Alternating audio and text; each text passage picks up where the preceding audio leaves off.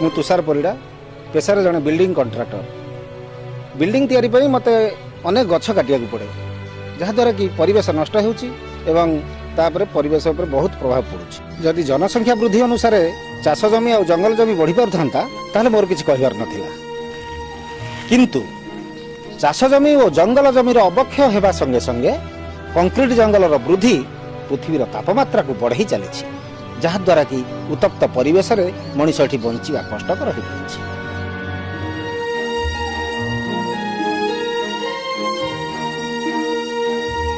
यही समस्या को गुरुत्वर सह अनुध्यान कला परे मु ग्रीन जगार कैंपेन आरंभ करी। सहर में रहुथिले मध्य मु एक क्षुद्र जंगल तैयारी करि परिछि।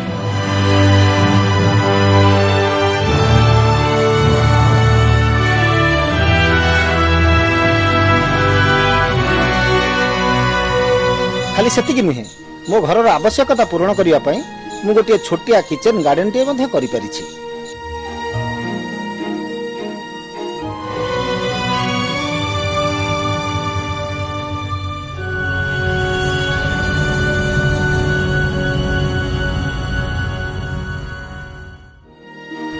मु जने डायबिटीज रोगी प्रतिदिन सकाळु मो गार्डन 2 घंटा समय दिए जहाद्वारा कि मो शरीर मत हल्का लगे डायबिटीज कंट्रोल रही।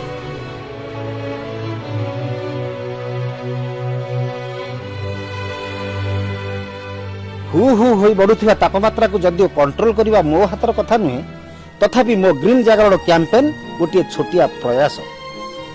आपण मैंने जदि यही छोट छोट चेष्टा जारी रखते निज घरे किचन गार्डन टे करि पारंते निज बाड़ी रे जदि किछि गछ लगाई पारंते ताहले परिवर्तन निश्चय होता।